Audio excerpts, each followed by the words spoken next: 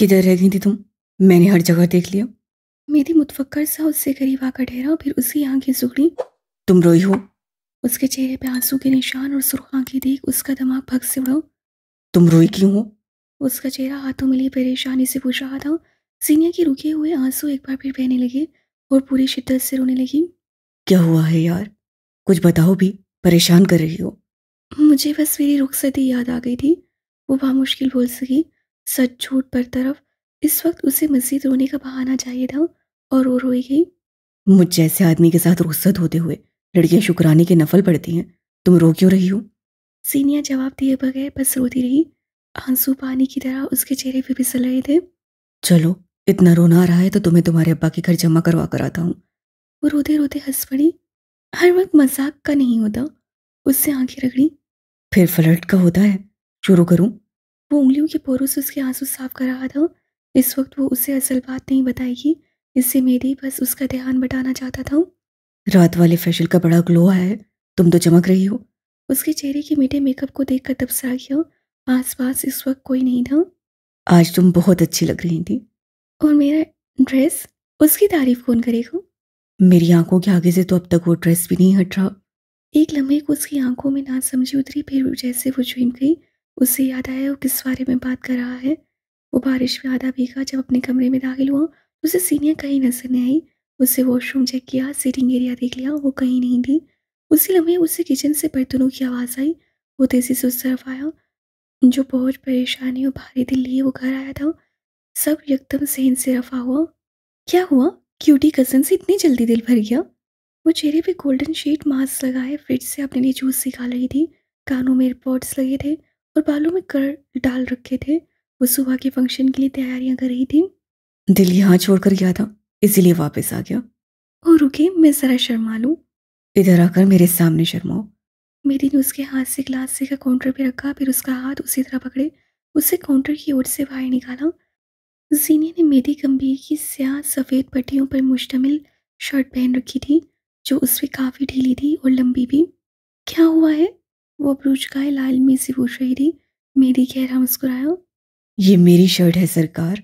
मुस्कुराहट दबाते हुए महसूस अंदाज से कहा, फिर गौर से उसे देखा। आप किसके हैं? कमाल शान बेनियाजी थी। मेरी चंद लम्हे उसी तरह मुस्कुराते हुए उसे देखता रहा, फिर उसका हाथ अपने दिल के मुकाम पर रखते बेहद धीरे से कहा, अमित उमार, इसीलिए मुझे चीट करके आप किसी के साथ घूम रहे थे? बेच खाएगा आपको। अभी भी वक्त है, मेरे घुटने से लग के बैठ जाए। उससे अपना हाथ छुड़वाया और जूस का डब्बा हाथ में लिया। मुझे वाकई चीट करने वाला एहसास हो रहा था। आइंदा जहां जाने से तुम मुझे रोकोगी, मैं वहां नहीं जाऊंगा। वो काउंटर के गिर स्टूल खींच कर बैठा और फुर्सत से सीनिया को देखा, जो अभी कोई ग्लास लाकर मेरी के लिए जूस निकाल रही थी। बारी वफा अब कौन करे? जीनिया ने कहते हुए ग्लास मेरी की तरफ बढ़ाया। वो हल्का सा मुस्कुराया। आपको मास्क लगा दूं? स्किन देखें कितनी खुश्क हो रही है। मेरी ने जूस का खून भरा, फिर उसे देखा। मैं 30 साल का मर्द अपनी बीवी का शीट मास्क लगाते हुए अच्छा लगूंगा? सीने ने बाजू सीने पे बांधे गौर से उसे देखा। संजीदा सपाट निगाहें। 30 साल मर्द की सारी जुर्रत हवा हो गई। बस एक नज़र, सिर्फ एक नज़र। थोड़ी देर बाद उससे मेरी के चेहरे पे भी वैसा ही एक शीट मास्क लगा रखा था जो उसके अपने चेहरे पे था। आग लगी हो चाहे बस्ती में, स्किन केयर पे खुर्फ नहीं आना चाहिए। कल तक लो ना आया तो तुम्हारे इस सस्ते ब्रांड पे केस कर दूंगा। तुरम खान साहब, पहले ये तो देखें। वो थोड़ा सा आगे को झुकते उसे मोबाइल पे एक जामनी फ्रॉक की तस्वीर दिखा रही थी। मुझे कल के फंक्शन के लिए ये चाहिए। मेरी ने मोबाइल उसके हाथ से लिया। दूसरे हाथ में लिए जूस के ग्लास से खून भरा। ड्रेस जूम करके देखा, फिर सारी स्लाइड्स हटाकर तफसीली मुआयना किया। इसका दुपट्टा कहाँ है? मोबाइल से चेहरा हटाए उससे बेहद संजीदगी से पूछा। सीने ने मोबाइल उसके हाथ लिया। तस्वीर को एक बार फिर देखा, जहाँ दुपट्टा पीछे सोफे पे पड़ा था। शायद वो उस दुपट्टे पे गौर नहीं कर सका था। दुपट्टा तो नहीं है, और वैसे भी आपकी क्लास में से ज़रूरी कहाँ समझा जाता है। उसका जूस खत्म हो गया था। सब मेरी के हाथ से उसका ग्लास लिया। तुम चाहती हो मैं एक दिन में दो दो ब्रांड्स पे केस करूं? इस ब्रांड पे किस चीज़ का केस करेंगे? उसने कहते हुए खून भरा। मेरी मासूम बीवी को वरगलाने का। मेरी ने मोबाइल सीनिया के हाथ से लिया। सच जूस का ग्लास सीधे हुए वहीं से पिया जहां से थोड़ी देर पहले सीनिया ने खून लिया था। कोई और जोड़ा देखो ना। उससे फैलाने के अंदाज से बोला। ओ हाँ, मैं भूल गया यार, मैंने तो तुम्हें खर्च करने के लिए कोई रकम ही नहीं दी। उससे जेब से अपना वॉलेट निकाला और जितना कैश मौजूद था सब उसकी तरफ बढ़ाया। ये रख लो, काम आएंगे। मैं इनका क्या करूंगी? उससे हाथ आगे नहीं बढ़ाया। खर्च करना, और क्या करोगी? पहली पहली शादी है, मुझे याद नहीं रहा खर्चा भी देना होता है। ओ गॉड, अब तुम मुझसे खर्चा लिया करोगी। मेरी उसे देखते मुसलसल मुस्कुरा रहा था। खर्चा ही देना है तो ठीक से दे, कार्ड निकाले अपना। मेरी ने पहले उसे देखा, फिर मुतअज्जिब हूँ। गोल्ड डिगर तो मैं वैसे ही मशहूर हूँ, पैसा खर्च करके मोहर भी लगा देती हूँ। और मुझे लगा था तुम मुझसे पैसे लेते हुए हिचकिचा रही हो। उससे कार्ड सीनियर की तरफ बढ़ाया, फिर काउंटर पे रखी, उसकी हथेली पे उंगलियों से कोड लिखा। मैं हिचकिचाऊं ताकि आप अपनी जायदाद रंगीन मिजाजी पे उड़ा दें। वो सब छोड़ो, मुझे ये बताओ, तुम्हें मेरी शर्ट पहनकर इतना हसीन लगने का सर्टिफिकेट किसने दिया? वो एक बार फिर उसे तकने लगा। मेरे हुस्न ने। मेरी उसके जवाब पे हंस पड़ा। कितना अरसा बाद वो एक बार फिर उसी तरह बरजस्सा जवाब दे रही थी जो उसका हादसा थे। कितने अरसे बाद वो उसे दोबारा नॉर्मल दिख रहा था। कितने अरसे बाद उसका सुकून सारे का सारा लौट रहा था। कितना अरसा वो गिनना नहीं चाहता था। हाल में सीनियर ने उन्हीं गीली आंखों से उसे देखा। मैं आपसे कुछ मांगू? हुक्म करें सरकार। घर चलते हैं, हमारे घर प्लीज। उसकी आंखों में खौफ सा था, अंदाज इल्तिजाया। मेरी बस उसे देख कर रह गया। मुझसे ये मत पूछना क्यों, कैसे, बस अभी चलें, इसी वक्त। मैं दोबारा आपसे कुछ नहीं मांगूंगी। मेरी चंद लम्हे उसे दिखता रहा, जोड़ तोड़ पर तरफ उससे अपने हाथ में लिया, उसका हाथ हल्का सा दबाया, फिर सीनियर की तरफ देखा। ठीक है, घर चलते हैं, उससे फैसला कुन अंदाज से कहा। सीनियर की गीली आंखें उससे अपने हाथों से साफ की। चलते हैं, ओके, रोती क्यों हो? सीनियर ने जवाबन बस इस बात में सही लाया था। अब गैस का मंसूबा नाकाम, ऐसा बस उसे लगता था। फार्म हाउस के दरवाजे पे अब सिर्फ गंभीर खानदान था। मेहमान जा चुके थे और आज उस खानदान ने वहां रुकना था।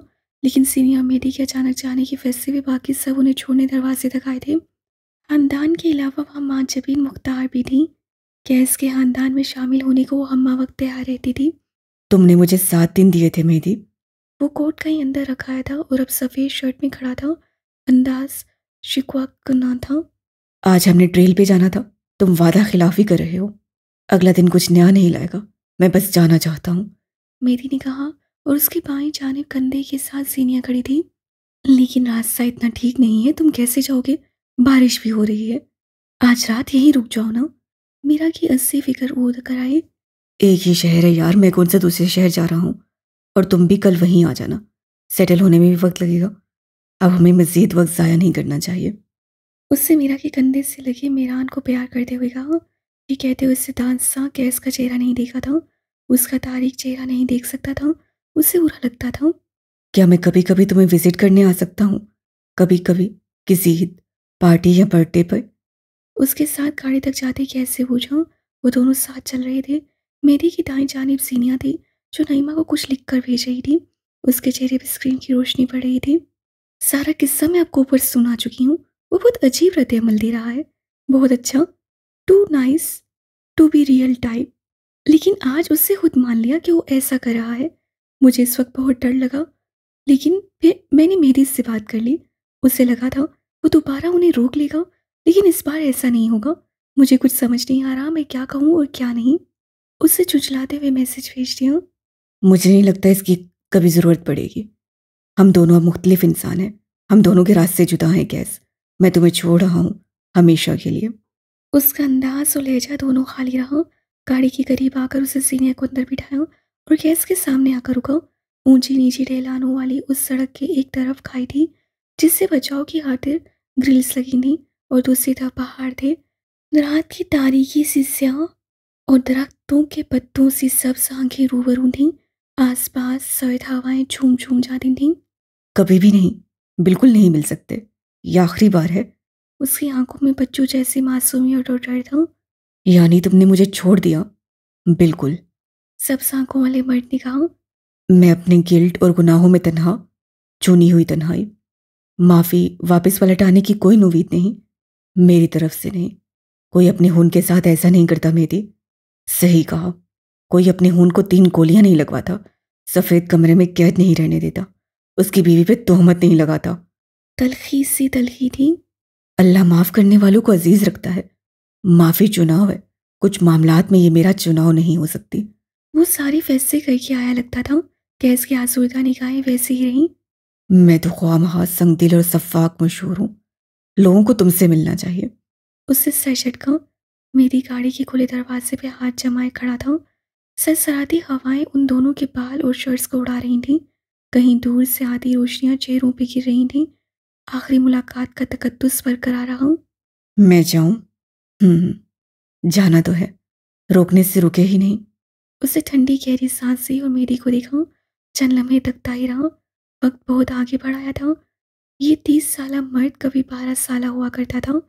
उसका बचपन, जवानी, टूटी दोस्तियां, बिछड़े यार, उसके दिल लगी की दास्तान, कैसे सब सुना था। आज वो बहुत बड़ा हो गया था। इतना कि गर्दन उठाकर देखो तो गर्दन थक जाए। बल्कि झपक कर लब भींच कर कैसे बहुत कुछ अंदर उतारा। फिर 2 कदम आगे बढ़कर अपने दोनों बाजू मेरी की गिर फैलाए और सख्ती से उसे गले लगा रहा था। 2.5 साल बाद एक बार फिर उसे अपने सीने में भींचे वो कुछ कह रहा था। मैं तुम्हें बहुत याद करूंगा, बहुत ज्यादा। मैं वो वक्त याद करूंगा जब तुम मेरी सुना करते थे। उससे मेरी का कंधा चूमा। कम से कम इस लम्स में कोई अदाकारी नहीं थी। ये एक अलविदा था। उसकी आंखें नम थीं। ये फ्रेब नहीं था। उसका सारा बदन लरस रहा था। ये कोई खौफ था। मैं तुम्हें बहुत याद करूंगा मेरी, बहुत ज्यादा। तुम मेरे भाई हो, मेरा बाजू, सारा खानदान। ये याद रखना, मैं बस तुम्हें बहुत याद करूंगा। मेरी की अलग में गिराहें अटकने लगी। उससे एक बार फिर हाथ बढ़ाकर कोई पेशरफ नहीं की।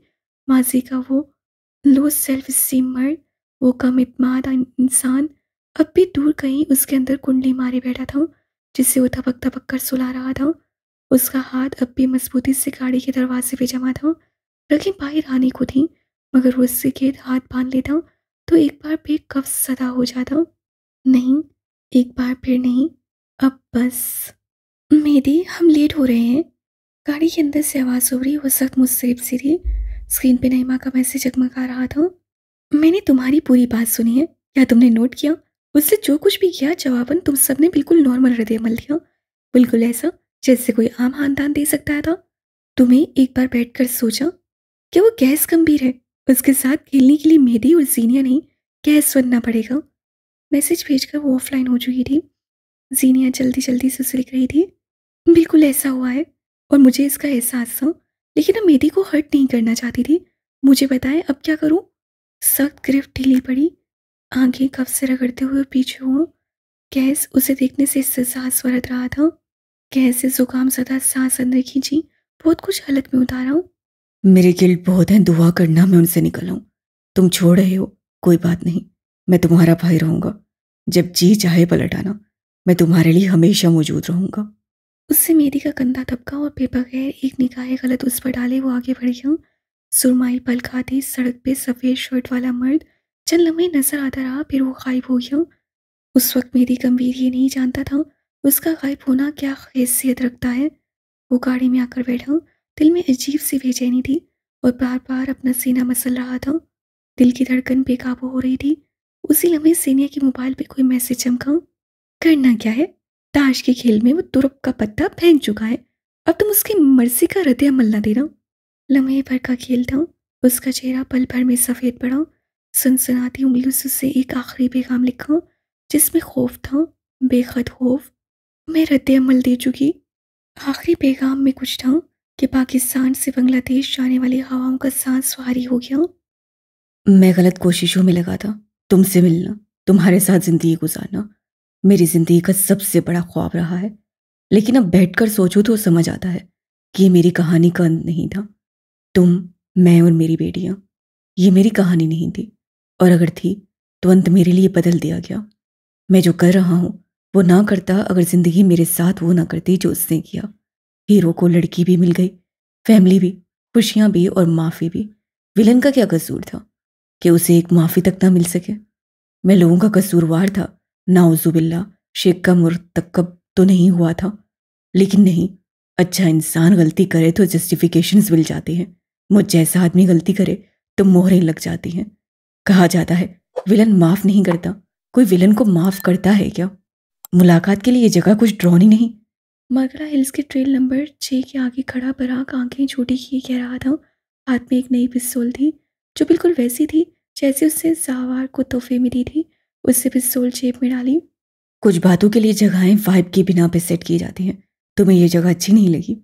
बराक ने कुछ कहने से पहले जेब में मौजूद पिस्तौल की मौजूदगी चेक की, फिर मुतमिन सा टॉर्च लिए आगे बढ़ा। वो तो ठीक है, लेकिन कुछ दिन पहले यहाँ एक लड़के को किसी जंगली जानवर ने चीर फाड़ दिया था। क्यों भरी मर्दानगी में मरना चाहते हो?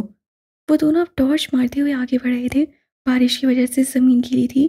पथरीला सा रास्ता फिसलन का बायस बन सकता था। आसपास दरख्त और झाड़ियां हवा से सरसरा रहे थे।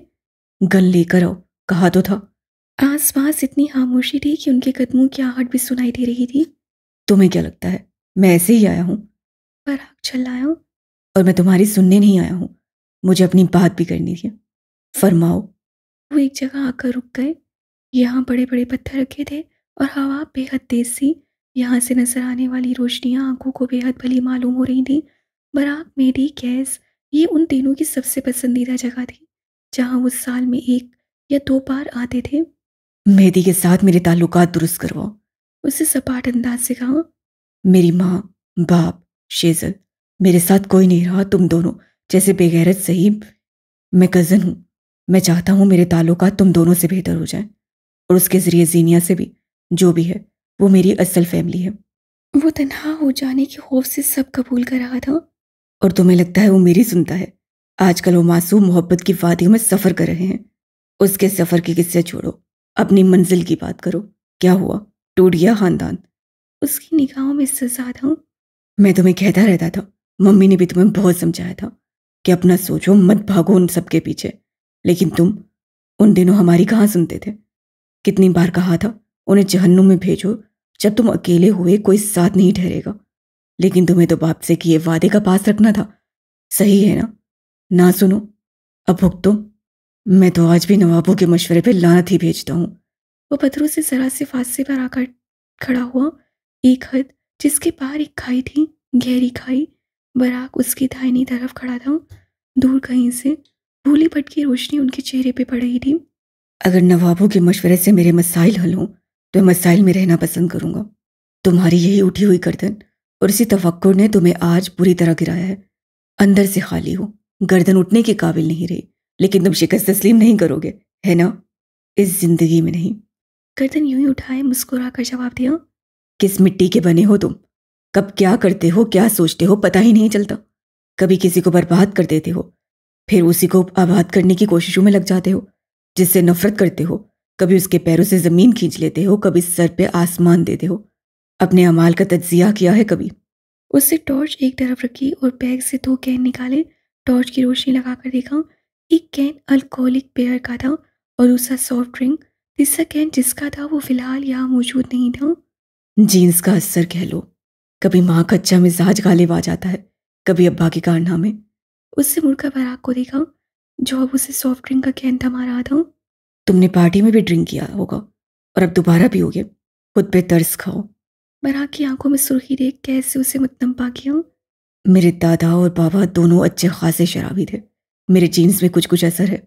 तुम अपने पेरेंट्स को याद नहीं करते? ट्रेजेडी। बराक बड़े से भारी पत्थर पे आकर बैठा, निगाहें कहीं दूर जमा दी, हाथ में बियर का कैन घुमाने लगा। बाबा से वो ताल्लुक था जिसमें बस हसरत रही। मैं कभी उस आदमी को जान नहीं सका। उसे क्या पसंद है, क्या नापसंद, ये मुझे नहीं मालूम था। हमारी मुलाकातें कैलकुलेटेड होती थी और अल्फाज भी।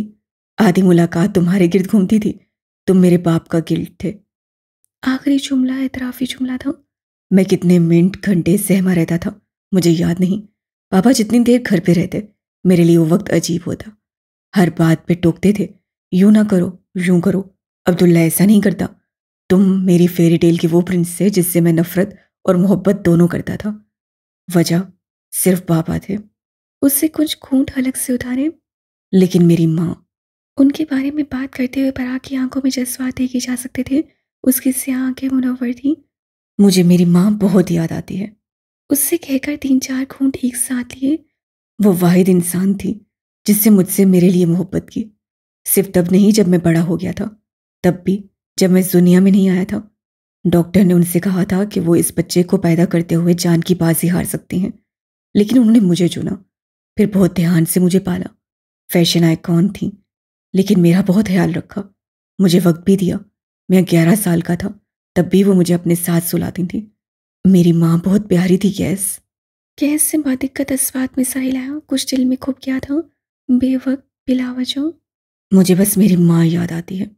खुशगवार यादों में सिर्फ मेरी माँ है, जिसे मैंने अपने बाप के तासुबात की वजह से खो दिया।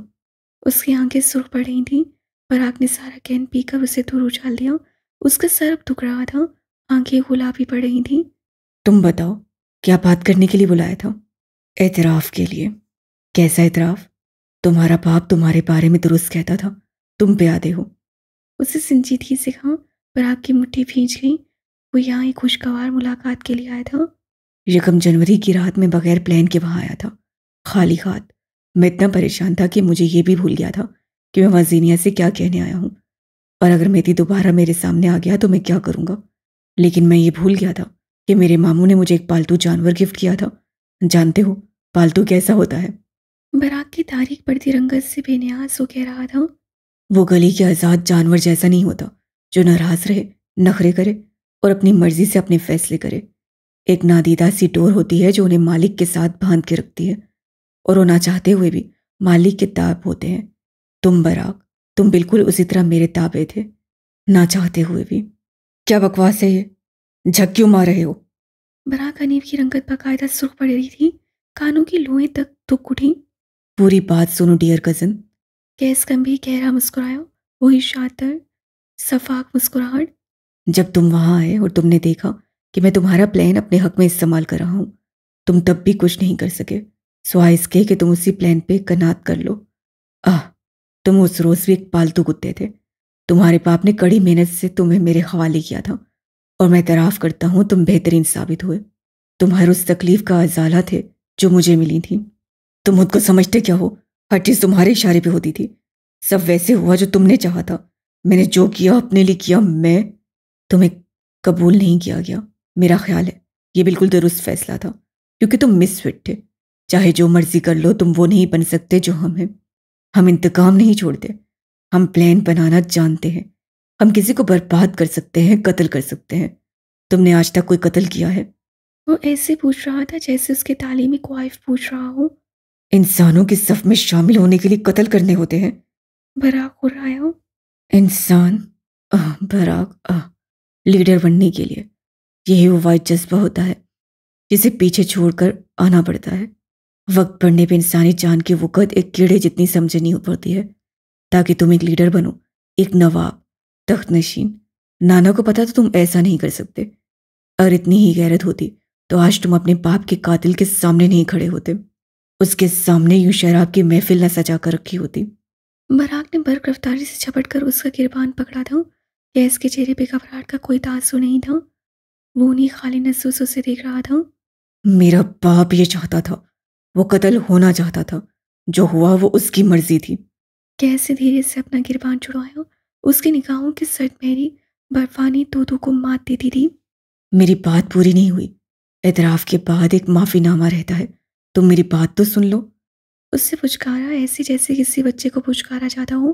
पराग पीछे हुआ, मगर उसकी आंखें, जिस्म की हरकत सब बदल चुका था। वो नशे में धुत कोई ट्रिगर हुआ इंसान लग रहा था। तुम्हारे साथ गलत हुआ। ये रद्द-ए-अमल जो तुम दे रहे हो ये तुम्हारा नहीं, तुम्हारे बाप की तरबियत का कसूर है। लेकिन है, जो हुआ सो हुआ। तुम्हारे साथ बहुत गलत हुआ है और मैं दावा करना चाहता हूँ, नवाब कभी तुम्हारे साथ दुरुस्त नहीं हुए, लेकिन मैं तुम्हें नहीं छोड़ा, बशर्त ये कि तुम मुझे ना छोड़ो। बराक ठंडा पड़ गया था। क्या उन दोनों के दरमियान मामला दुरुस्त होने वाले थे? क्या वो खानदान का हिस्सा बनने वाले थे? क्या वापस दोस्त? उसकी निगाहों में चुभन अब भी बाकी थी, मगर वो वाकई ठंडा पड़ गया था। मेरी मेरे साथ नहीं आ सका, उसे भी शामिल कर लेते हैं। मैं उसे कॉल करता हूँ। उससे जेब से मोबाइल निकालकर उससे कॉल मिलाई। दूसरी तरफ से कॉल अटेंड हो भी गई थी। वो शायद इसी किस्म की किसी कॉल के इंतजार में था। हम तुम्हारी कमी महसूस कर रहे थे ग्रीन वुंड। बीवी की गुलामी छोड़कर तुम हमारे साथ आ भी सकते थे। बीवी के जूतों का डर है क्या? बराक की आवाज़ से वो जम गया, फ्रीज।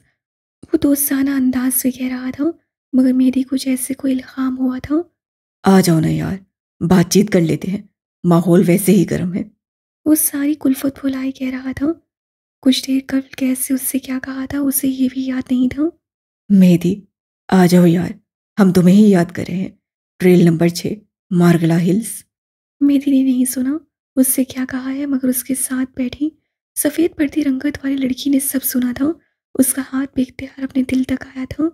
गैस, स्पीकर बंद करो और मेरी बात सुनो। मेहदी का लहजा लर्ज गया था। उससे टाई की नोट ढीली की, गाड़ी का शीशा तेजी से नीचे किया। हम मामला दुरुस्त करना चाह रहे हैं। कैसे कहा? मैंने तुमसे कहा था तुम मेरे साथ आओ। मैं वाकई तुमसे माफी मांगना चाह रहा हूं मेरी। बराक शर्मिंदगी से बोला। और मैं तुमसे। कैसे? बराक से कहा। गैस, स्पीकर बंद करो, मेरी बात सुनो, चुप रहो गैस। स्याह आंखों वाले डिजाइनर ने मोबाइल भारी पत्थर पे रख दिया। आंखें बराक की आंखों पे जमा दी। वहां कुछ था, कोई बेखौफी। क्या तुम मुझे माफ कर सकते हो बराक? बाबा के साथ तुमने जो किया वो सुलाजो अंदाज से हाथ उठा के कुछ कहने लगा था। जब बाबा नहीं, क्या तुम अपनी माँ के कत्ल के लिए मुझे माफ कर सकते हो? सारे के सारे मार्गिला ने सांस रोक लिया। सीनिया की आंखों में मुर्दानी छा गई। मेरी गंभीर के जामिद वजूद ने कोई हरकत नहीं की। गैस गंभीर की गर्दन हनूस उठी थी। तुर्ब का पत्ता बिलाहिर सामने आ गया था। मेरी गंभीर की गाड़ी मरकजी शाहराह पे रश में फंस गई थी। गाड़ी से सर निकाल कर बाहर देखने पे कितार दर कितार गाड़ियां ही गाड़ियां नजर आ रही थी। और उनकी आवाज़ें कुछ बेजार सी सदाएं उसके कानों में पड़ रही थी। लेकिन वो उस आवाज़ को अनसुना नहीं कर सकता था जो स्पीकर के उस पार से हो रही थी। वो दीवाना वार चिल्ला रहा था। कैस, चुप रहो प्लीज, कुछ मत कहना। तुमने कुछ नहीं किया है, कुछ हुआ ही नहीं है। तुमने इसकी माँ को नहीं मारा था। तुम चुप रहो प्लीज, तुम चुप रहो। वो बच्चों की तरह लजाजत पे उतर आया था। उसकी आंखें नम थीं, जिस्म कपकपा रहा था। और वो दूसरी तरफ उस शख्स की मिन्नत कर रहा था जो उसकी कोई बात सुनने वाला नहीं था। क्या बकवास कर रहे हो? लहजा, टोन, निगाहें, अंदाज एक लम्हा लगा था और बराक हनीफ सारे का सारा बदल गया। मम्मी के बारे में क्या क्या बकवास की है तुमने? मैं उस रोज तुम्हारे घर आया था बराक। तुम्हारी माँ मेरी असलियत जान गई थी। उसे पता था कि मैं अपने मसीहा को जानता हूँ। वो इनसिक्योर थी, उसे तुम्हारी परवाह थी। वो वाहिद औरत थी जिससे तुमसे वाकई मोहब्बत की थी। तुम्हारी माँ तुमसे बहुत मोहब्बत करती थी। तुमने क्या किया है? बराक फटी हुई आवाज से चिल्लाया। उसकी आंखों से वहशत टपक रही थी। चेहरा लट्टी की माने सफेद पड़ रहा था। बराक, मेरी बात सुनो प्लीज। तुम थोड़ी देर वहीं रुको, मुझे वहां आ लेने दो। हम बैठकर बात करेंगे। मैं भी गाड़ी में हूँ, मैं यहां से निकल रहा हूँ। मुझे 10 मिनट में तुम्हारे पास आता हूँ। प्लीज मेरी बात सुनो। गैस पक रहा है, इसकी कोई बात मत सुनना। Calm down please. वो फोन की दूसरी तरफ मिन्नतें कर रहा था और जीनिया साकिन से उसे सुन रही थी। खेल तो उसके हाथ से निकल चुका था। जो जान गैस के पास थी वो उसकी अपनी थी। वो क्यों ना समझ सकी, क्यों गैस का दिमाग ना पढ़ सकी? क्या मोहब्बत ने उसके जज्बात पे काबू कर दिए थे? क्या दिमाग पे पट्टी बांध दी थी? उसने मुझे कहा कि मैं तुम्हें सब कुछ बता दूं और तुम्हारे पैसे वापस कर दूं। लेकिन वो तुम्हारे पैसे नहीं थे बराग, वो पैसे तो मेरा हक थे। अपना हक चाहे जिस तरह से मिले उससे वसूल करने में क्या बुराई है। लेकिन वो मेरी बात नहीं समझ रही थी। मेरा कोई कसूर नहीं था ट्रेजिडी। उसे जीनी और तुम्हारा नाम एक साथ लिया। ये इजाजत तो मैं हवाओं को भी नहीं देता। और फिर उस औरत ने मुझे थप्पड़ मारा। अब्दुल्ला जमान कम्बीर को थप्पड़ मारा। क्या उसकी इतनी औकात थी? बराक सफेद पर्दे चेहरे के साथ पीछे हुआ, किसी पत्थर से टकराया और फिर वहीं गिर गया। उससे लग रहा था वो सांस नहीं ले पाएगा। वो वाकई सांस नहीं ले पा रहा था। टुकर टुकर गैस का चेहरा देखते हुए बेयकीनी की इंतहा पे था। उसे मेरे दादा ने मारा था। तुम झूठ बोल रहे हो, तुम ऐसा नहीं हुआ था। तुमने उसे नहीं मारा, सब झूठ। उसकी हलक से बामुश्किल आवाज से निकल पा रही थी। उसका चेहरा था जैसे किसी ने बेलचा दे मारा हो। अल्फाज बेरब थे। बराक हनीफ की सारी जिंदगी पे किसी ने सुर्ख कांटा फेर दिया था। मेहदी, क्या हुआ है? जीनिया ने उसके बाजू पे हाथ रखा। वो फिक्रमंद लग रही थी। मेहदी उसे नहीं देख रहा था। वो बाहर बारिश देख रहा था, निकलने का रास्ता देख रहा था। उसका दिमाग माउफ हो रहा था। गाड़ी निकालो यहां से, मुझे फार्म हाउस लेकर चलो। अभी इसी वक्त चलो, जल्दी। उससे चीख कर ड्राइवर से कहा। तुम किस जगह हो मुझे बताओ गैस। तुम फार्म हाउस पे हो? हेलो गैस, जवाब दो गैस। खुदा के लिए जवाब दो, प्लीज जवाब दो। मुझे वहां आ लेने दो प्लीज। वो रो पड़ा था, बेचैनी, बेकली, बेसुकून, सब आंसू बनकर बाहर आए। उसका दिल फटने के करीब था। उसे ये भी याद ना रहा कि गैस उसे अपना पता बता चुका है। पराग की आवाज़ें, गैस की आवाज़, वो सब सुन रहा था। कुछ हो सकता था, कुछ बहुत बुरा उसे बचाना था, उसे सब ठीक करना था, मगर वो क्या करे? सीनिया हाकिम बस उसे देख रही थी। वो उसे वापस जाने का रास्ता नहीं थमा सकती थी, कभी नहीं। उसे मुझे थप्पड़ नहीं मारना चाहिए था। आंखों में ठंडक लिए वो जिद्दी लहजे में बोला, किसी औरत की इतनी जरूरत नहीं है कि वो मुझ पे हाथ उठाए। तुम उसकी औकात देखो, एक थर्ड क्लास औरत। वो एक लम्हे को चुप हुआ, फिर हमदर्द निगाहों से पराग को देखा, जो अपने हवासों में नहीं लगता था। वो वाकई पागल हो रहा था। वो औरत क्या, उसका खानदान और स्टेटस मेरे बराबर था? क्या उसकी इतनी औकात थी कि वो मुझ पे हाथ उठाए? वो 2 टके की मॉडल थी। कितने ही लोगों के कमरों में किस किस हैसियत से गई थी, और मैं, तुम जानते हो बराग, मैं अपने खानदान का वली है हूँ। मैं आला और ऊंचा हूँ। बराग शल था, वो बस उसे दिख रहा था।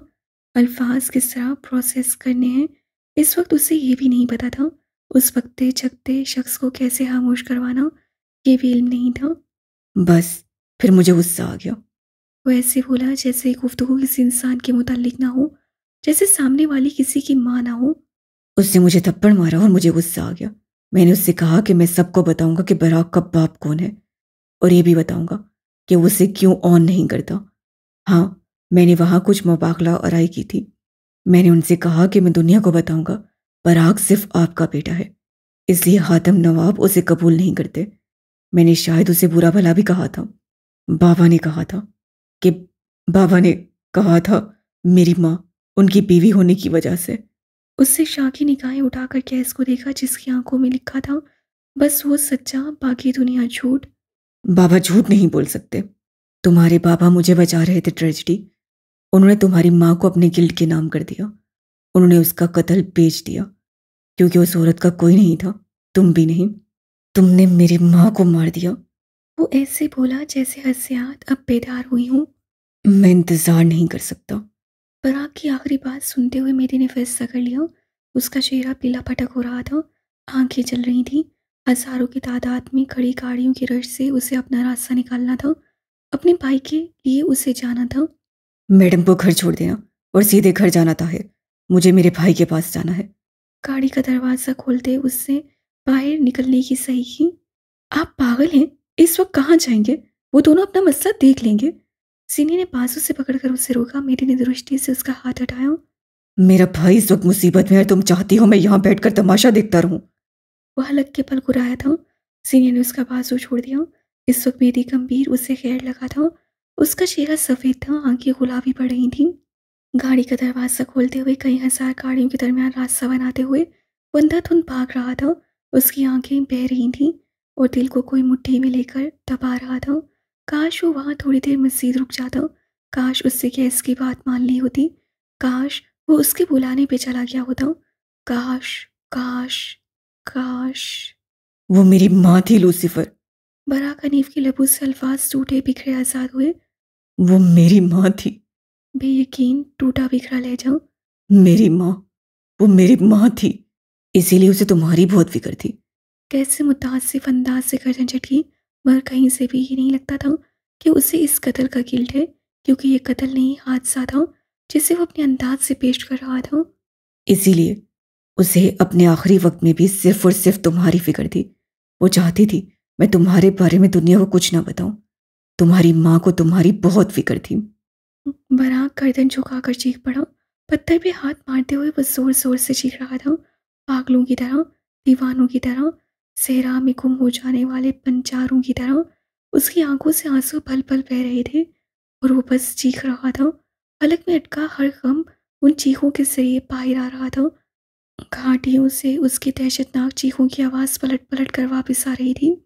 मैं गुस्से में उस कमरे से बाहर निकला था। मुझे नहीं पता था मैं आगे क्या करने वाला हूँ। मैं बस पागल हो गया था। वो बराक हनीफ की कैफियत से बेनियाज कह रहा था। वो जीनों के दरमियान थी, मैं उसके सामने। मैं चाहता तो उसे जाने देता। ज़्यादा से ज़्यादा क्या हो जाता? कोई झगड़ा। ज़्यादा से ज़्यादा मुझसे क्या छिन जाता? दौलत। लेकिन उसे हाथ नहीं उठाना चाहिए था। उसे इजाज़त नहीं थी। I am sorry Barak, I am sorry. मैंने उसे धक्का दे दिया और वो सर के बल जाकर गिरी। लेकिन वो मरी नहीं थी, वो जिंदा थी। चीखें रोने में बदल गई थी। वो बुलंद आवाज से गिरियाज जारी कर रहा था। पराग हनीफ का दिल किसी ने मुट्ठी में लिया था। उसके दूसरे हाथ में सीनिया का मोबाइल था, जिस पे मीरा की कॉल चल रही थी। वो अपनी तरफ से गैस की कॉल ख़त्म नहीं कर सका था, लेकिन वो उसकी लोकेशन जानना चाहता था। क्या वो ट्रेल नंबर 6 पर है, या आज वो 5 की तरफ चला गया? वो दोनों तो ट्रेल की तरफ गए थे। गैस तो कह रहा था तुम्हें भी कॉल करके बुलाएंगे, तुम गए नहीं क्या? मीरा उससे पूछ रही थी। ट्रेल नंबर बताओ और कार्ड्स को फौरन उस तरफ भेजो, अभी के अभी। मुझे ट्रेल नंबर नहीं पता, और कार्ड्स को तो अब्दुल्ला ने ऑफ दे दिया था। सब ठीक तो है? तुम मुझे परेशान कर रहे हो। अब्दुल्ला कहाँ है? मेरी गंभीर के सर में दर्द की टीस से उठने लगी। माँ जबीन कहाँ है? उससे कहो अपने कार्ड्स ट्रेल नंबर 6 और 5 की तरफ भेजे, अभी इसी वक्त। जल्दी करो मीरा, कहो उससे। ओके, मैं कहती हूँ, लेकिन बाकी सब सेट है ना? मेरी बगैर कुछ कहे कॉल काटी। उसके अपने मोबाइल से हन्नूस गैस की आवाज़ उभर रही थी।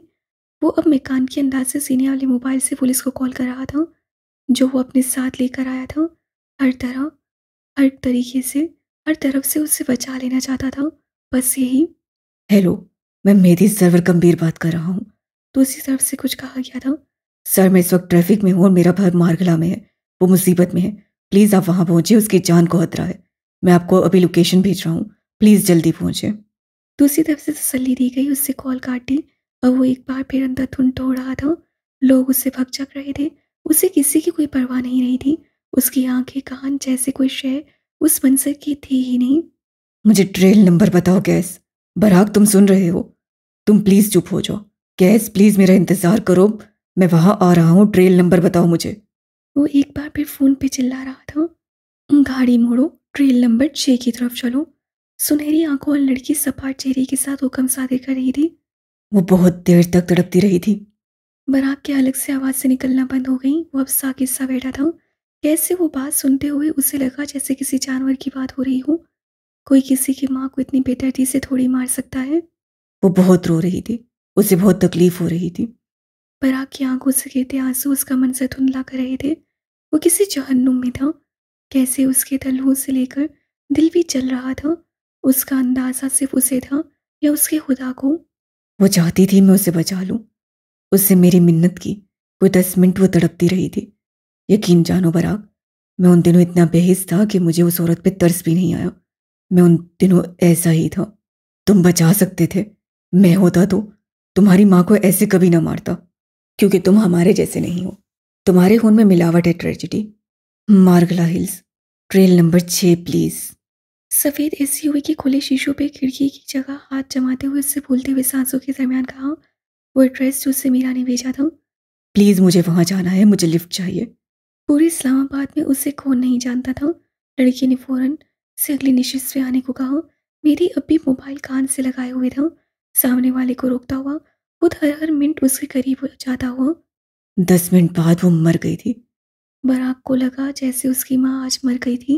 वो बगैर सांस लिए, पलक झपके बिना उसे देख रहा था। उसकी आंखें गीली थी, दिल जामद। मैंने उसे नहीं बचाया क्योंकि मैं गुस्से में था, और मैं इस बात के लिए तुमसे माजरत करता हूँ। तुमने मेरी माँ को मार दिया। I had to. उसे सर झुकाकर शिकस्ती से इतराफ किया। सर मगर ठीक से झुका कहाँ था? उसने मेरी हना पे वार किया था। उससे मेरी औरत का नाम तुम्हारे साथ लिया था। तुम खबीस आदमी। उससे पत्थर उठाकर उसकी तरफ उछाला, जो कि सीधा उसके कनपटी पर आकर लगा। गैस के लिए उससे व्यक्ति करा बरामद हुई। बराक, अगर तुमने इसे हाथ लगाया तो मैं तुम्हें जिंदा गाड़ दूंगा। वो फोन पे ही घुराया। साथ गाड़ी तेजी से आसपास की गाड़ियों के दरमियान से निकालने लगा। पैसेंजर सीट पे बैठा लड़का उसे अजीब नसों से दिख रहा था। बराक, उससे कुछ मत करना। मैं आ रहा हूं, हम बैठ कर बात करते हैं। मेरे भाई को कुछ मत करना। तुम उसे अस्पताल ले जा सकते थे, तुम मुझे कॉल कर सकते थे। मैं तुम्हें कुछ नहीं कहता, मैं जाने देता। लेकिन तुमने मेरी माँ को कैसे मरने दिया? तुम उसे बचा सकते थे, तुम ये कर सकते थे। तुमने मेरी माँ को कैसे मार दिया? तुम्हारा गुस्सा बचा है बराक। उससे एक हाथ से अपनी कनपटी को छुआ, जहां से हल्का हल्का खून रिस रहा था। हाँ, मुझे यकीन था तुम क्या ही कर लोगे, लेकिन उसे तड़प तड़प कर मरते देखने वाला मैं अकेला नहीं था। तुम्हें लगता है कोई भी आदमी तुम्हारे घर में घुसकर तुम्हारी माँ को मार देगा? क्या ये इतना आसान है? वहां तुम्हारे अलावा कौन था? आवाज की सरसराहट फिजाओं में शामिल हुई। तुम्हारा बाप, मेरा मसीहा।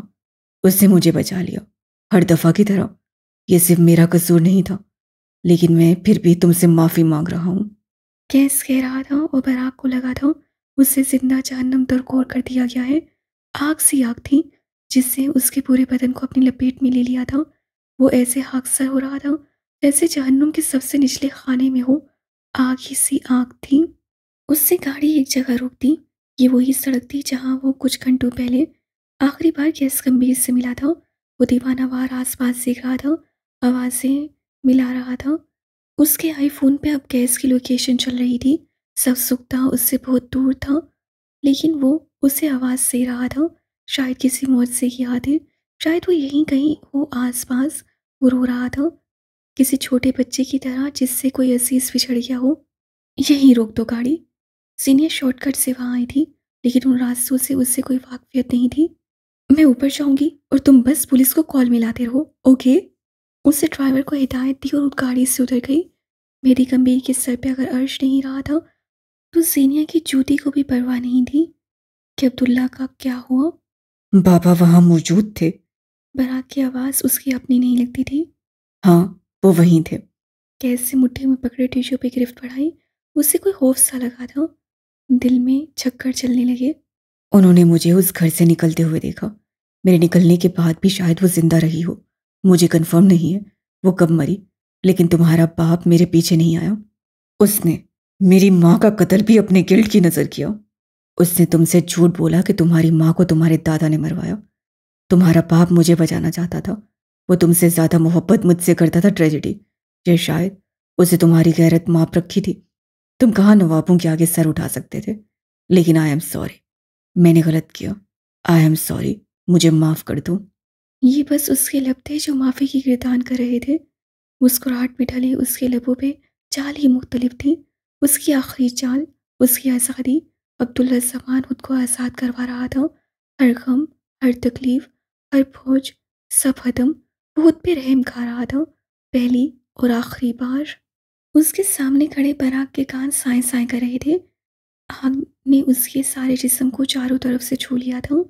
दर्द और गुस्से की एक लहर ने दिमाग तक का सफर किया और वो जैसे सब कुछ तहस तहस कर देना चाहता था। तुम्हारे बाप ने तुमसे छुपाया, लेकिन आज मैंने बता दिया। अब तुम बताओ बराक, मैं उसके कत्ल के बदले तुम्हें कितनी रकम अदा करूं? तुम जो मांगोगे मैं देने को तैयार हूं। बराक का हाथ अपनी जेब में मौजूद पिस्तौल तक गया और कैसे ये बात बाखूबी नोट की थी। उसका दिल डूब कर उभरा, गले में गिल्टी उभर कर मधूम हुई। मैं जानता हूँ तुम्हारे अंदर बदला लेने वाले गट्स नहीं है, इसलिए तुमसे माफी चाहता हूँ। मैं तुम्हें रकम। बराक हनीफ के हाथ में पकड़ी पिस्तौल से गोली निकली थी। उसके बाकी के अल्फाज उसके मुंह में रह गए। बंदूक से निकला शोला तेजी से सफर करता हुआ आया और उसके सीने में आकर खाल चीर कर जिस्म के टिश्यूज को फाड़ते हुए अंदर जाकर कहीं बेहोश हुआ। उसके जिस्म को झटका लगा। वो तेजी से पीछे हुआ, भारी पत्थर से जा लगा मगर गिरा नहीं। एक लम्हे को ऐसा दर्द उठा कि वो कहा तक न सका। बस जिंदगी का सबसे बड़ा दर्द यही था। उसकी आंखों में हल्की सी बेयकीनी थी। शायद उससे एक लम्हे को लगा था बराक उससे नहीं मारेगा। सफ़ेद शर्ट पे गोल दायरा बन गया था और अब उस दायरे के इर्द गिर्द शर्ट सुर्ख हो रही थी और वो बराक को दिख रहा था। से आंखों में शौक था, हालांकि ये पत्ता उसका अपना फेंका हुआ था। आग उससे अपने सीने में आग उतरती महसूस की। वो जल रहा था। मेरी सर्वर गंभीर की मोबाइल से आवाज़ उभरी थी और वो घुटनों के बल ज़मीन बोस हुआ। मोबाइल कहाँ गिरा, उसके घुटनों में क्या चुभा, कुछ खबर नहीं थी। वो बस सिल पे हाथ रख के शौकी शुष्र सा ज़मीन पे बैठा था। उसकी सारी दुनिया जल कर राख हो गई थी। पैरों से ज़मीन और सर से आसमान एक साथ हटा था। वो सांस नहीं ले सका। तुम जालिम हो, तुम कातिल हो, तुमने मेरी माँ को मारा। तुम्हें जहन्नुम वसल कर दूंगा। तुम। बराक जुनूनी अंदाज से घुरा रहा था। उस पे हिस्ट्रियाई कैफियत तारी थी। मुंह से कफ निकल रहा था। मेरे बाप ने मेरी माँ को मारकर तुम्हें बचाया। मैं आज तुम्हें अपने हाथों से मारूंगा। उससे एक बार फिर ट्रिगर दबाया। एक मुझे तुमसे क्रह आती है। वो बेख्तियार घुटनों के बल झुका। जिस्म में आग फैल गई थी। उसे यूं लगा जैसे गरम गरम लोहा उसके जिस्म के अंदर घुसाया जा रहा हो। आंखों से निकलने वाला पानी बेख्तियार था। तो मैं उसके साथ मुतमईन हूँ। उसका सांस उखड़ रहा था। घुटनों के बल जमीन पर बैठे उससे हाथ सीने पे रखा। वो खून से दर्द था, सुर गरम से दर्द, बेतहाशा बेहिसाब दर्द उसके दिल के करीब घर करने लगा। उससे पलकें झपकने की कोशिश की मगर नहीं हो सका। उससे उठने की कोशिश ही नहीं की। अब बस गिरना था, ये उससे जुड़ा था। 3 मेरी ज़िंदगी से कहीं चले जाओ गैस। उसने दाँतों पे दाँत जमाकर बामुश्किल पराग को देखा और बादिक्कत मुस्कुराया। तुरप का पत्ता काम आ गया था, मगर यही पत्ता उसे मार रहा था। उसने हसीन से आंखें रगड़कर साफ की, उसका दिल रुक-रुक कर चल रहा था। किसी ने उसका सारा जिस्म मफलूज कर दिया था। वो उठा, मोबाइल उठाया और एक बार फिर उस तरफ दौड़ा जहाँ उसे सुबह नुक्ता नज़र आ रहा था। अब के कदमों से जान निकल चुकी थी। उस नुक्ते का रंग जाने क्यों सुर्ख हो रहा था, जाने क्यों उसके दिल में कहीं दर्द उठ रहा था और जाने क्यों उसे लगा था उसके हाथ से कुछ गया। शायद भाई गया, और अगर वो गया यानी सब गया। वो सांस से बगैर अपने हाथ देख रहा था, अपने सीने में दाएं बाएं बनने वाले सुराख देख रहा था। लोहे थे कि आंख वो अंदाजा नहीं कर सका। उसके जिस्म में इतनी तेजी से पेविस हुई कि दर्द से जिस्म कट कर रह गया। चेहरे पे दर्द के तासुरात थे, से आंखों का दर्द दिल चीर रहा था। उसके दिल के दाएं बाएं सुराख होते गए और वो पीछे होता गया। गैस गंभीर के पेट में एक और, सीने में 3 गोलियां लगी थीं। लोहे की आग में लिपटे 4 सरे। उसे सांस लेने की कोशिश की तो वो सांस नहीं ले सका। वो जमीन पे गिर गया। उसे ये गिरना मार गया था, लेकिन मुबारक हो उन्हें जो उसे उठते नहीं देख सकते थे। आज उन सबको खुशी मुबारक जिन्हें अब्दुल्ला सामान के गम नजर नहीं आए। महल का सबसे मजबूत सुतून अब गिर गया था। कह दो महल वालों से अब अपना बोझ अपने हवाले। कैसम के मुलाजमीन को इत्तला की जाए कि ख्वाबों की इमारत का औमार ढह गया था। कोई मेरी गंभीर से कहे बाजू कट कर गिर गया था। और सीनिया हाकिम से भी ये कहा जाए कि वो जिसे झटकती रही उससे अपने लिए हैप्पी एंडिंग चुन ली थी। वो एक शख्स अपने साथ कितने ताल्लुक, कितने हौसले, कितने जज्बात लेकर गिरा था, कोई उसे बताए। वो एक वक्त बाद अपने खेल में भी हार जाएगा, कोई उसे समझाए। टूटे हुए मोबाइल से कहीं बराक की आवाज़ उभरी। वो चीख रहा था मगर साथ पक रहा था। मेरी गंभीर का सारा वजूद सलसलों की जद में था। उससे हाथ बढ़ाकर मोबाइल उठाना चाहा मगर उससे नहीं हुआ। जिस्म की जरा सी जंबिश पे रूह पे लगने वाली भारी कोड़े की तरह थी। उसे गैस की आवाज़ें सुनाई दे रही थी और उसकी सारी दुनिया बहरी थी। अल्लाह, अल्लाह। आंखों से पानी बहा और बेतहाशा दर्द के साथ कराते हुए उसे बस यही नाम पुकारा, मेरे अल्लाह। दर्द शदीद से शदीद होता गया। सांस उखड़ रहा था।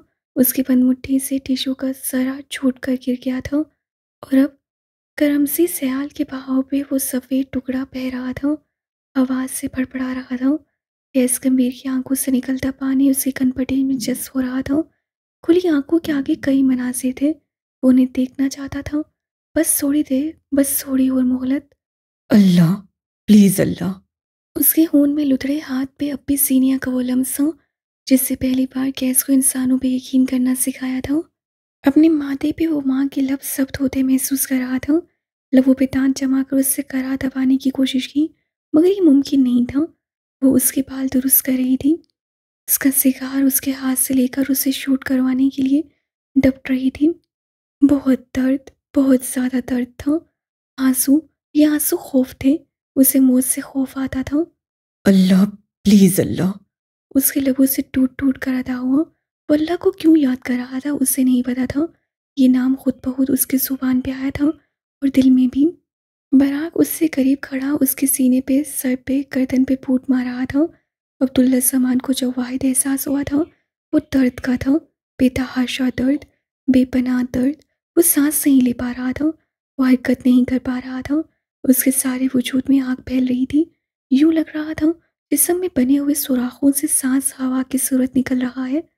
उसके लब अध खुले थे, बाल माथे पे गिरे। उससे हाथ उठाकर कुछ कहना चाहा, कुछ कह नहीं सका। कैमरे की रील में एक मंजर छप गया। वो 3 लोग थे। पूल का पानी था, दास्तानें थी, जूस के ग्लास चकरा रहे थे। वो हंस रहा था। उन दिनों उससे बेहद दिल से हंसना सीखा था। मेरी दरमियान में बैठा था। उसकी दाएं बाएं 2 दोस्त थे। गैस उसे अपनी प्लेट से कुछ खिला रहा था। वो तिकोन था, ऐसा तिकोन जिन्होंने अपने सिर अपने हाथों से काटे थे। आप कहाँ हैं? आप अभी तक पहुंचे क्यों नहीं? मेरे भाई की जान खतरे में है। वो ट्रेन नंबर 6 पे चलते हुए फ़ोन पे चीख रहा था, चेहरा सफ़ेद पड़ रहा था। मैं आपको लोकेशन भेज रहा हूँ। ज़्यादा से ज़्यादा टीम के साथ यहाँ पहुँचे। मेडिकल टीम भी साथ लाएं। उसे हिदायत देकर फ़ोन काटा। मेरी गंभीर मरकर भी ये नहीं मान सकता था कि गोली उसके भाई को लगी होगी। आवाज़ इससे नहीं आ रही होगी क्योंकि वह ज़ख्मी है। बराक यूं ही बकवास कर रहा होगा, वो पहुंच जाएगा। गैस को अगर कोई ज़ख्म आया भी है तो बचा लेगा। दिल पे गोली लगी हो तो क्या हुआ? वो भी तो बच गया था। वो किस्मत को दगा देने का सोच रहा था। उसे ये नहीं पता था कि मुकाबिल आज किस्मत अपने हाथों से लिख कर आया था। तुम तुमने मेरी माँ को मारा, तुम? बराक की आवाज़ उसे कानों में नहीं पड़ रही थी। वो कुछ और सुन रहा था। आखिरी दफ़ा। जन्नत जहन्नुम के फैसले इंसान के हाथों में नहीं है गैस। वो मेहरबान लड़की उससे कह रही थी। गैस के लब दर्द में भी हल्की सी मुस्कुराहट में ढल गए। सांस अब उखड़ रहा था। खून का तैलाब बनता ही जा रहा था। वो सांस खींचने की कोशिश करता तो दर्द ऐसा बढ़ जाता कि उसकी आवाज़ भी हलक में घुट कर रह जाती। उसे दर्द की परवाह नहीं थी। उसकी रील के मंजर पूरे नहीं हुए थे। मौत उससे अपनी मर्जी की चाहिए थी। तुम जहन्नुम में जाओगे, मैं तुम्हें वहां छोड़ कर आऊंगा। तुमने मेरी माँ को मारा, तुम्हें लगता है मैं हमेशा तुम्हारा प्यादा रहूंगा? तुम्हें ऐसा लगता है? वो उससे मार रहा था। गैस का वजूद हर सर पे हिल कर रह जाता था। लेकिन ये वो दर्द नहीं था जो उन सुनहरी आंखों की बेरुखी से होता था। ये कम था, बहुत कम। उससे इस वक्त सिर्फ एक ख्वाहिश की थी कि बराक उसके चेहरे पे ना मारे। उसकी आंखें नीमवा थीं, सांस रुखसत हो रहा था। वो बस बराक को बताना चाहता था कि वो आज भी प्यादा है, जिसे बादशाह ने अपनी आखिरी चाल में इस्तेमाल कर लिया था। वो उस रील में भी एक रंगीन मंजर भरना चाहता था, मगर बराक ने भारी बूट से उसके सीने पे एक जोरदार लात मारी। गैस को यूं लगा जैसे वो जहन्नुम से होकर आया हो। ऐसा शदीद दर्द, वो मुंह से खून थूकने लगा। बुलेट के सरे सर पड़ने पे जिस्म में अंदर तक घुस गए। उसकी आंखें बंद हो रही थीं। उससे पलकें झपकनी चाहीं, मगर ये नहीं हुआ। तकलीफ ज़्यादा थी कि कम अंदाज़ा लगाना मुश्किल था, क्योंकि अब सब ख़त्म हो रहा था। ज़हन की स्क्रीन पे सेनिया का चेहरा आया। तकलीफ बढ़ी। मेरी गंभीर उसे गले लगा रहा था। उसका हलक में अटका सांस बहाल हुआ। उसकी माँ उसके हाथ चूम रही थी। उसे सुकून आया। एसल ने उसके दोनों गाल बारी बारी चूमे। वो मुस्कुराया। अदामंदी जैसी मुस्कुराहट। हद के अख्ताम पे बड़बड़ाते पन्ने पे निगाह डालो तो वो अपने आखिरी लफ्ज़ लिख चुका था। अपना अंत अपने हाथों से तय कर चुका था। मैं इस दुनिया में तुम्हें पा लेना चाहता था। ये दुनिया और इसकी खुशियाँ, गम तो आरज़ी हैं जो मैं तुम्हारे लिए महसूस करता हूँ दायमी। मैं तुमसे आलमे अरवाह में मिलूँगा, वो जहाँ रूहें मिलती हैं। एक मुद्दत बाद तो हर गुनाहगार को जन्नत नसीब हो ही जाएगी। जिस रोज़ मुझे जन्नत मिलेगी, मैं उस रोज़ वहाँ तुम्हारा साथ मांगूंगा, मगर शायद तुम वहाँ भी मेरे लिए नहीं होगी। उसे ठंडी सांस भरी। ठीक है, ना मिलो तुम मुझे, शिकस्त फिर भी तस्लीम नहीं करूँगा। न तुम्हारे आगे न तकदीर के आगे। होगा वही जो मैं चाहूँगा। तुमने कहा था मेरे पास कत्ल करने को अब कोई नहीं। तुम्हें गलत लगा था। ठीक है, कोई गम सारी ज़िंदगी के लिए नहीं रहता, लेकिन एक परफेक्ट ज़िंदगी तुम्हारे पास भी नहीं होगी। वो शख्स चाहे 90% तुम्हारा हो, 10% मेरा रहेगा। और मैं जानता हूँ तुम अपनी चीज़ें 1% भी नहीं बांट सकती। तुमसे बहुत कुछ छूटेगा। याद रखना, मेरे सारे इंतकाम, बकिया ज़िंदगी का गिल्ट, आधा अधूरा ताल्लुक और मैं यानी अब्दुल्ला जमान, सारा तुम्हारे नाम।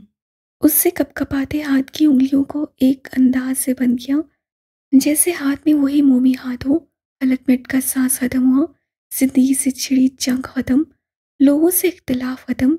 आवाज़ें, एहसासात, महरूमियाँ सब खत्म। उसकी कई साल से चलती रियासत खत्म। उससे आंखें झपकी, फिर बस उसकी सांसें बंद हो गईं। सब साकित हो गया। नील, खाली, खत्म। हर तकलीफ खत्म हो गई थी।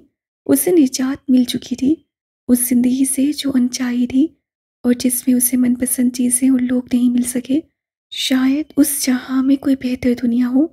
अब्दुल्ला जमान गंभीर आज़ाद हो गया था।